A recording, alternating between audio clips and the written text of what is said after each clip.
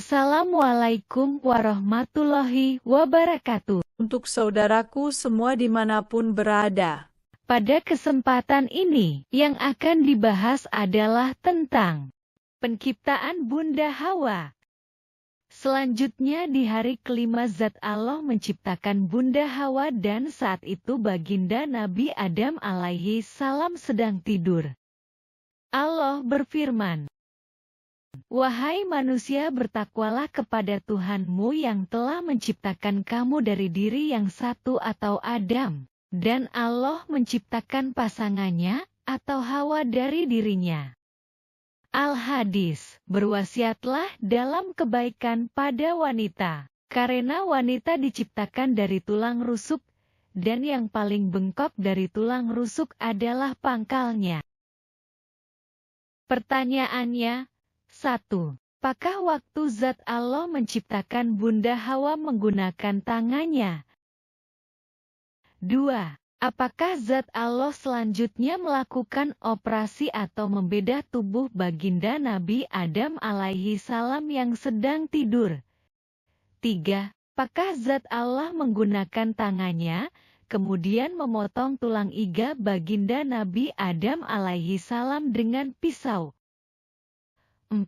Apakah Zat Allah kemudian menjahit tubuh baginda Nabi Adam alaihi salam menggunakan tangannya?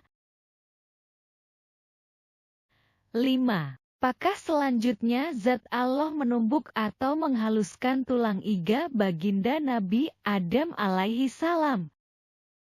6. Apakah Zat Allah kemudian mencampur tulang iga baginda Nabi Adam alaihi salam yang sudah halus dengan tanah, seperti membuat adonan kue?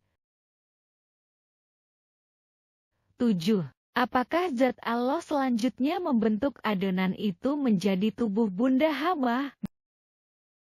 Jawabannya tidak.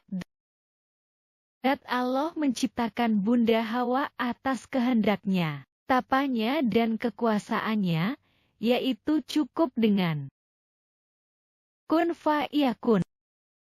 Maka terciptalah tubuh atau raga Bunda Hawa. Kemudian Zat Allah meniupkan atau menyatukan ruh atau roh Bunda Hawa ke dalam raga atau tubuh Bunda Hawa. Terciptalah seorang wanita bundanya seluruh manusia. Pertanyaannya, apakah Zat Allah memiliki tangan? Pertanyaannya, apakah Zat Allah memiliki mulut? Allah berfirman, "Tidak ada sesuatu apapun yang serupa dengan Dia." Jadi, jangan pernah menyamakan Zat Allah dengan apapun dan jangan membuat dalil atau alasan apapun. Sekali lagi pahami, sebagai makhluk jangan pernah berasumsi dan menduga-duga tentang Zat Allah. Bukankah Allah sudah berfirman, untuk menciptakan sesuatu atau apapun wujudnya, Zat Allah hanya mengatakan kun fayakun atau jadilah, maka terciptalah atau terjadilah. Selanjutnya Zat Allah berfirman, "Wahai Adam, tinggallah engkau berdua dengan istrimu dalam surga dan makanlah apa saja yang kamu sukai. Tetapi jangan kamu berdua dekati pohon yang satu ini." Pertanyaannya, di mana Zat Allah pada waktu menciptakan Bunda Hawa? Pertanyaannya, di mana Zat Allah pada waktu berbicara dengan baginda Nabi Adam alaihi salam dan Bunda Hawa? Jawabannya di amma dan posisinya jauh di atas ars. Pahami firman-Nya.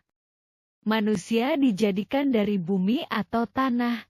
Kepadanya atau bumi kami akan mengembalikan atau meninggal atau wafat dan daripadanya atau bumi akan dikeluarkan atau hari kiamat. Tubuh atau raga manusia diciptakan dari bumi atau tanah. Pada saat meninggal dunia atau wafat dikembalikan ke bumi atau tanah atau dimakamkan atau dikubur dan pada waktu yang lain atau hari kiamat dikeluarkan atau dibangkitkan. Itulah unsur atau elemen kedua dari manusia yang merupakan raga atau tubuh yang zahir atau nyata. Apa unsur atau elemen pertamanya? Unsur atau elemen pertama dari manusia adalah ruh atau jiwa atau yang batin atau tidak nyata. Di mana unsur atau elemen pertama diciptakan? Unsur atau elemen pertama dari manusia diciptakan di langit. Kemana unsur atau elemen pertama dari manusia dikembalikan setelah meninggal dunia atau wafat? Dikembalikan ke langit, yaitu langit alam semesta sebagai alam barzah atau alam kubur. Setelah Zat Allah memberi nasihat atau peringatan kepada baginda Nabi Adam alaihi salam dan Bunda Hawa agar tidak mendekati pohon itu, maka pada hari ke-8 terjadi seperti firman-Nya. Setan membisikkan pikiran jahat kepada mereka, bahwa peringatan dari Zat Allah adalah sebagai pencegahan agar mereka berdua tidak menjadi malaikat dan menjadi manusia yang kekal atau dalam surga. Pertanyaannya, di mana iblis pada saat Zat Allah memberi peringatan kepada baginda Nabi Adam alaihi salam dan Bunda Hawa untuk tidak mendekati pohon itu? Masih ingat waktu iblis diusir dari tempat penciptaan baginda Nabi Adam alaihissalam?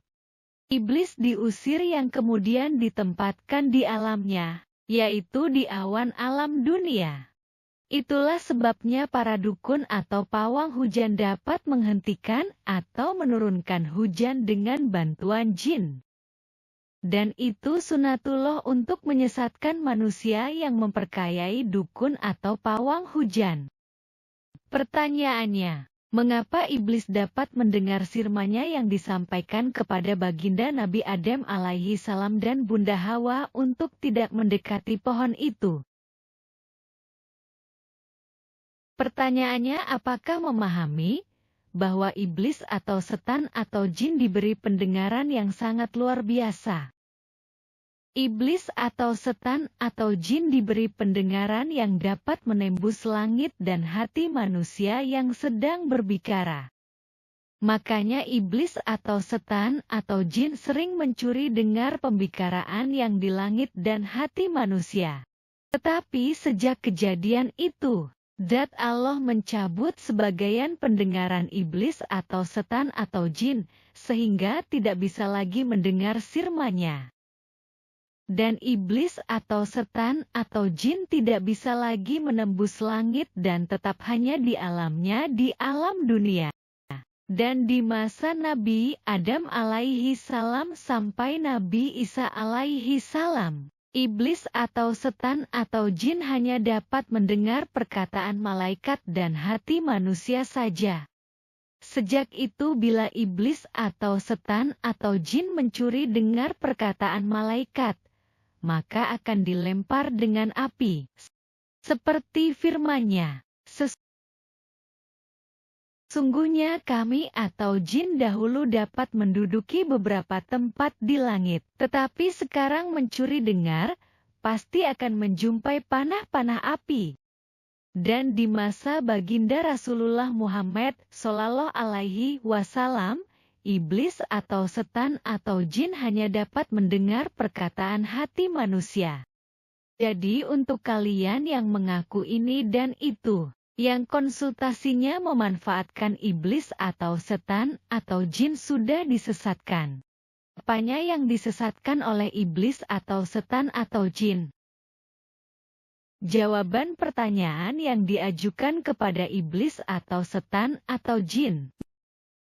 Jadi jawaban iblis atau setan atau jin adalah kebalikannya, seperti yang terjadi pada baginda Nabi Adam alaihi salam dan Bunda Hawa. Akhirnya terjadilah, walaupun itu adalah sunatullah. Ketika mereka memakan buah pohon itu, tampaklah oleh mereka auratnya atau tubuhnya tidak berpakaian lagi. Itulah akibat dari memperkayai perkataan iblis atau setan atau jin. Akhirnya pada hari ke-10 Zat Allah berfirman kepada baginda Nabi Adam alaihi salam dan Bunda Hawa, "Bukankah aku telah melarang kamu untuk mendekati pohon itu dan aku telah mengatakan bahwa sesungguhnya iblis atau setan atau jin adalah musuh yang nyata bagimu? Jadi untuk siapa saja yang masih menggunakan atau memanfaatkan iblis atau setan atau jin berhati-hatilah, karena kalian akan diusir dari surga atau menjadi penghuni neraka." Selanjutnya mereka berdua mengakui kesalahannya dan memohon ampun. "Ya Tuhan kami telah menzalimi diri kami sendiri. Jika Engkau tidak mengampuni kami dan memberi rahmat kepada kami, niscaya kami termasuk orang yang merugi." Selanjutnya Zat Allah berfirman kepada mereka, "Turunlah kamu akan saling bermusuhan satu sama lain. Bumi adalah tempat kediaman dan kesenanganmu. Di sana kamu hidup, di sana kamu mati, dan di sana pula kamu dibangkitkan." Itulah hukuman dari Zat Allah kepada yang tidak peduli dengan firman-Nya. Dan Zat Allah mengampuni mereka. Maka diturunkanlah baginda Nabi Adam alaihi salam dan Bunda Hawa ke bumi. Dan kelak di kemudian hari, di awal waktu dari akhir zaman di masa baginda Rasulullah Muhammad Shallallahu Alaihi Wasallam, Zat Allah memberi peringatan kepada anak cucu baginda Nabi Adam alaihi salam dan Bunda Hawa, "Wahai anak cucu Adam, jangan sampai kamu tertipu oleh setan sebagaimana halnya dia atau setan telah mengeluarkan ibu bapa kamu dari surga." Pertanyaannya, di mana Zat Allah pada saat memberi perintah kepada baginda Nabi Adam alaihi salam dan Bunda Hawa untuk turun ke bumi? Jawabannya, Zat Allah di Amma, posisinya jauh di atas ars. Pertanyaannya, apakah baginda Nabi Adam alaihi salam dan Bunda Hawa diciptakan di surga? Pertanyaannya, apa nama surga tempat baginda Nabi Adam alaihi salam dan Bunda Hawa diciptakan? Pertanyaannya, apakah surga dan neraka tempat awal manusia? Pertanyaannya, bagaimana cara baginda Nabi Adam alaihi salam dan Bunda Hawa diturunkan? Terima kasih atas like, comment, and subscribe. Assalamualaikum warahmatullahi wabarakatuh.